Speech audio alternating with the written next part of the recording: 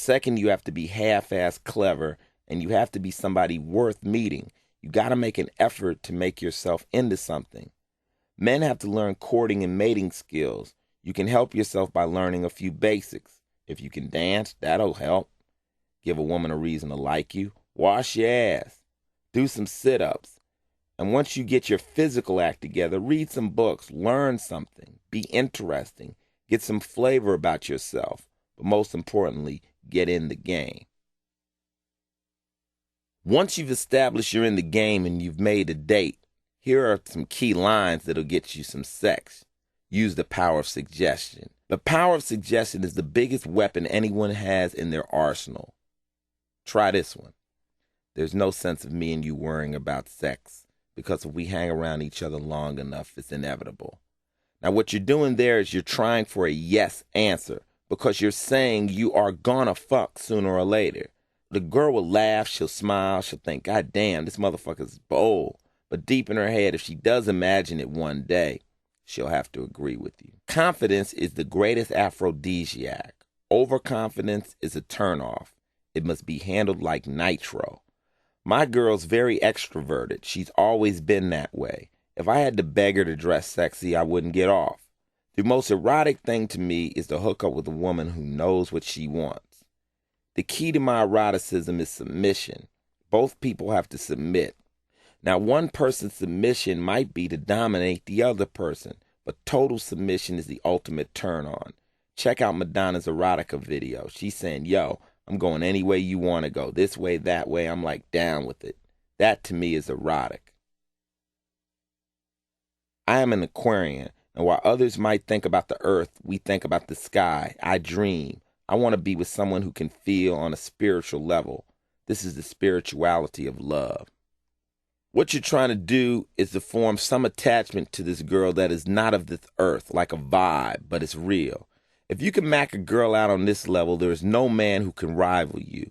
You will never be out-talked. You're taking a woman to this level that says, I don't care if you got a man. I don't care if you got a husband. I don't care if you're married and 3 years from now got 5 kids. You and I will always be on this level. Up here, regular people can't understand. We'll always be in love. This can be real. Most of the time when you do have a good relationship with a man, it's on a spiritual level.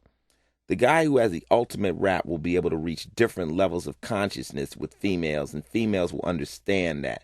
They'll be connecting with him on a whole different plane than the average guy. I always tell girls that I meet when they talk to me, you got to be real careful because I'm real good at this shit. I tell them to listen to half of what I say to them because first of all, they have to understand who I am. If you take the world and ask what is the fastest country in the world, it would be the United States as far as crime and hustling goes. If you broke it down from there and took the 2 fastest cities in the U.S., it would be New York and L.A. L.A. has a more jet-set speed to it, which is based on the motion picture industry, flashy cars, gangs, and violence. New York is a more walk-the-street type city, a lot more dirt-asshole hustlers and pickpockets. L.A. is a jet-set fast city, so we'll give L.A. the faster lane than New York. If you think of what L.A. is and you think of what a rapper is a slick talker. Not only does he talk slick in rhyme. We get paid to talk slick. Now, if I'm one of the biggest slick talkers in L.A., and L.A. is the fastest city in the United States, and the United States is the fastest country in the world, you're probably hanging out with one of the fastest slick-talking motherfuckers on earth. So the average girl is in real trouble. Be afraid. In general, the typical person has a 2-channel brain. Yes, no, right, and wrong. The objective of a pimp is to open this up to why not, says who. You've been watching regular TV and all of a sudden you've got cable. If I can open up these channels wide enough, everything you've ever been taught will be reevaluated as you start using these new trains of thought. You'll do things you've never done, like fucking in a bathroom of a club. You've never done it because you've never opened your mind before. It wasn't even in your realm of possibilities. I can only bring cable if you want it installed. In other words, I'm like a vampire. I can't come into your home unless you invite me in. I'm using every technique I can, but women have to indirectly or directly let me in. People who don't want cable can keep me out by saying, I'm not ever going to listen to him. I know I'm not ever going to listen to him. But if you crack the door open, I'll get in, and your life will never be the same. I'll tell him, you better run, little girl, 'cause your boyfriend won't be the same anymore.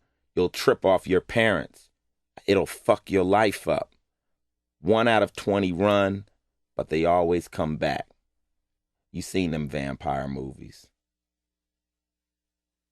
Since the beginning of my career, I've been accused of sexism because I'm honest and vocal about the way men perceive women. The accuser's perception of me is so far from the truth. I believe the only reason we're on this planet is for men and women to trip off of each other. In my work, I deal with sexuality, not sexism. I am sexual. I deal with sex in its most blatant and raw form, real. I've talked to more feminists on this topic than most feminists have because I travel around the country and deal with them regularly. If women want to be treated equal, earn equal wages, and attain equal status in the workplace, then I'm a feminist. A sexist views women as just pieces of meat. The fact is, men look at women's butts and women look at men's butts. Is that sexist? At times, people will make fun and treat each other like sexual objects.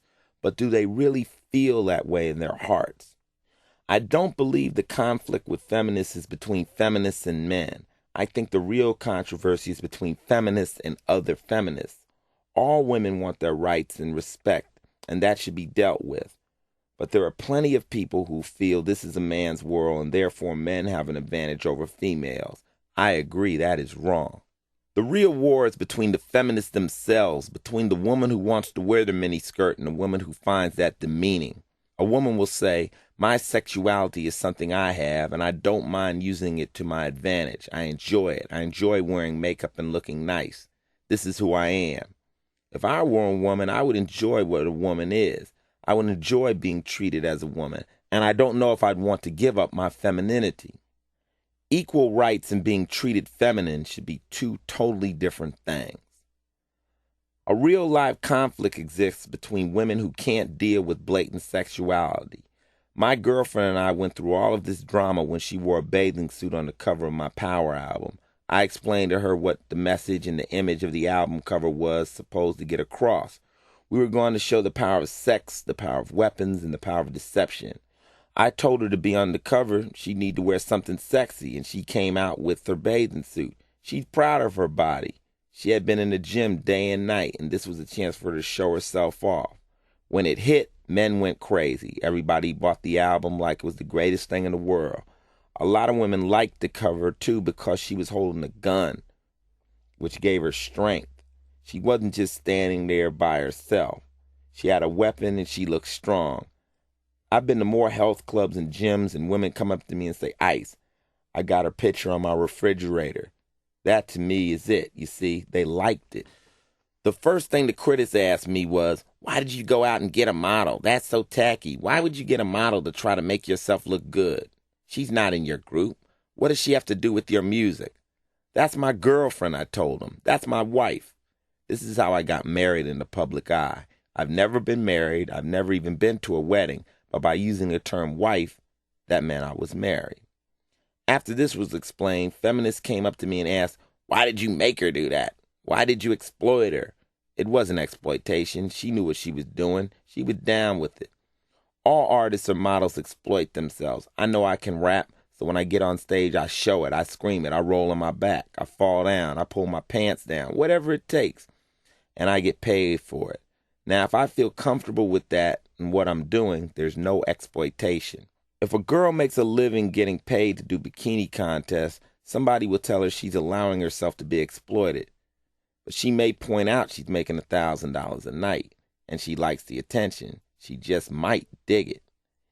If, on the other hand, somebody is forced or tricked into doing something that they do not want to do, then that is exploitation. When you accuse somebody of being exploited, you better ask them first if they were taken advantage of, because maybe, just maybe, they dig it. The people who are most offended by the blatant sexuality are the Christian right wing. They have a certain moral standards that defines right and wrong. To be honest, they have a total hang-up with sex from the ground up. They feel it should only happen after marriage. They feel it should only be done in a missionary position. They don't believe in oral sex. I think they're just missing out on the whole reason we're here and what human beings are about. How can they look at an animal enjoying sex and turn around and say, well, we shouldn't do it like that because we've evolved? Other religions have a totally different angle on sex. If you read the Kama Sutra, they teach you how to fuck down the house. If you try to keep up with that book, you'll be with your girl for the rest of your life. The Christian right wing just doesn't know how to enjoy sex. They make rules for everybody else based on their own belief system.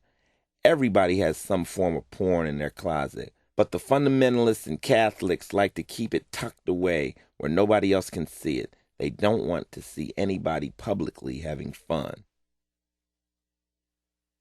The Christian right wing is quick to call anything they don't want to see in public pornographic. Life is pornographic.